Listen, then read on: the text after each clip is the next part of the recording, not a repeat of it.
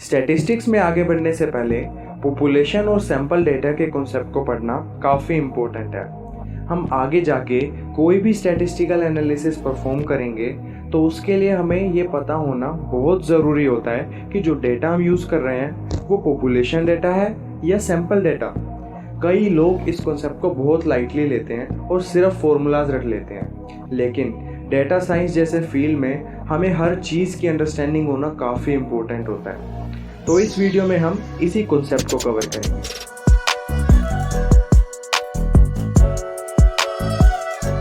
Population data उन लोगों के ग्रुप को बोलते हैं जिनमें कोई कैरेक्टरिस्टिक कॉमन होती है, जैसे all engineering students of India, all Hindi rappers etcetera.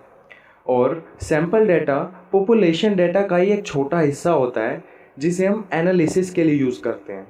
अब अगर हम all engineering students of India consider करें तो इतने सारे बच्चों पर एनालिसिस करना कितना डिफ़िकल्ट होगा, राइट?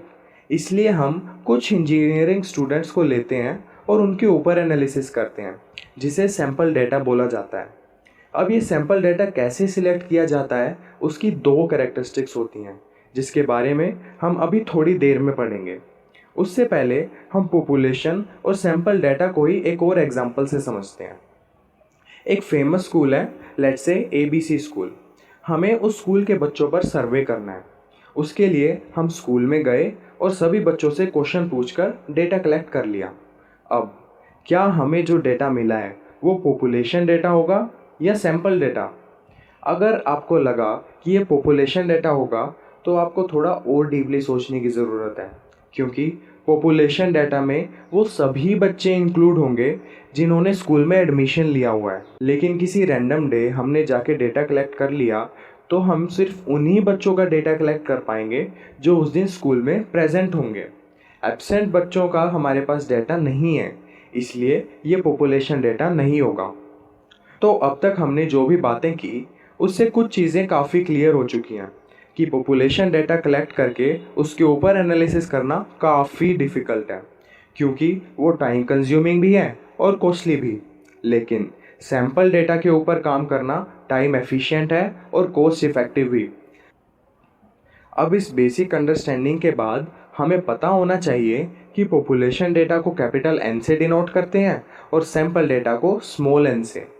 पॉपुलेशन डेटा से जो भी इंफॉर्मेशन हमें मिलती है उसे पैरामीटर्स बोलते हैं और सैंपल डेटा से मिली हुई इंफॉर्मेशन को स्टैटिस्टिक्स बोलते हैं। और इसी वजह से हमारे सब्जेक्ट का नाम भी स्टैटिस्टिक्स है, क्योंकि मैक्सिमम केसेस में हम सैंपल डेटा के साथ ही डील कर रहे होते हैं।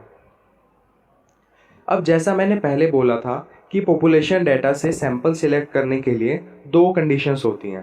पहला, सैंपल डेटा रैंडम होना चाहिए, यानी हमें पॉपुलेशन में से डेटा किसी क्राइटेरिया के बेस पर सिलेक्ट नहीं करना है, बल्कि रैंडमली सिलेक्ट करना है।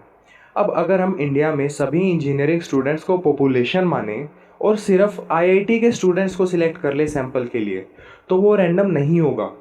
हमें स्टूडेंट्स को पूरी तरह से रैंडमली सिलेक्ट करना होगा सैंपल डेटा के लिए। और दूसरी कंडीशन है कि सैंपल डेटा रिप्रेजेंटेटिव होना चाहिए, यानी हमारा सैंपल डेटा जो होगा वो पूरी पॉपुलेशन को रिप्रेजेंट करना चाहिए, किसी एक सेगमेंट को नहीं। फॉर एग्जांपल, इस बार हम सिर्फ कंप्यूटर साइंस के स्टूडेंट्स को सिलेक्ट कर लें तो वो सैंपल डेटा इंजीनियरिंग स्टूडेंट्स का नहीं बल्कि कंप्यूटर साइंस के स्टूडेंट्स को रिप्रेजेंट कर रहा है। अगर ये दो कंडीशन सेटिस्फाई होती हैं तो हम बोल सकते हैं कि हमने एक अच्छा सैंपल डेटा सिलेक्ट किया है। आई होप कि ये दोनों कंडीशंस क्लियर हो गई होंगी, और अगर नहीं हुई है तो भी कोई बात नहीं, मैं एक और एग्जांपल से समझाता हूँ। हम वापस ABC स्कूल में गए और इस बार हमें उस स्कूल के बच्चों का फेवरेट सब्जेक्ट का डेटा चाहिए। लेट्स सपोज हम लंच टाइम में स्कूल के ग्राउंड में गए जहाँ कुछ बच्चे खेल रहे थे और उनसे उनका फेवरेट सब्जेक्ट पूछ लिया सैंपल डेटा कलेक्ट करने के लिए। क्या ये डेटा रैंडम और रिप्रेजेंटेटिव होगा? ना ही ये डेटा रैंडम होगा और ना ही रिप्रेजेंटेटिव। रैंडम इसलिए नहीं होगा क्योंकि सभी बच्चों के लंच टाइम में ग्राउंड में होने की पॉसिबिलिटी बराबर नहीं है। जो बच्चे खाना नहीं लाते या जिन्हें आउटडोर गेम्स पसंद हैं उनकी ग्राउंड में होने की पॉसिबिलिटी ज़्यादा होगी, इसलिए ये रैंडम नहीं होगा। और रिप्रेजेंटेटिव इसलिए नहीं होगा क्योंकि ये सैंपल पूरे स्कूल को रिप्रेजेंट नहीं कर रहा है, बल्कि सिर्फ उन बच्चों को सेगमेंट को रिप्रेजेंट कर रहा है जो लंच टाइम में ग्राउंड में खेलते हैं। अब पूरी तरह रैंडम डाटा सिलेक्ट करने के लिए तो हमारे पास सभी बच्चों का नाम होना चाहिए जिनको हम रैंडमली बुलाकर उनका फेवरेट सब्जेक्ट पूछें। लेकिन एक और तरीका है जिससे हम एक अच्छा सैंपल डाटा सिलेक्ट कर सकते हैं। सपोज़ कि हम स्कूल की छुट्टी के टाइम स्कूल के बाहर खड़े हो गए, हमें नहीं पता कौन सा बच्चा कौन सी क्लास का है, कौन से हाउस का है, हमें किसी के बारे में कुछ नहीं पता। हमने रैंडमली बच्चों से उनका फेवरेट सब्जेक्ट पूछ लिया।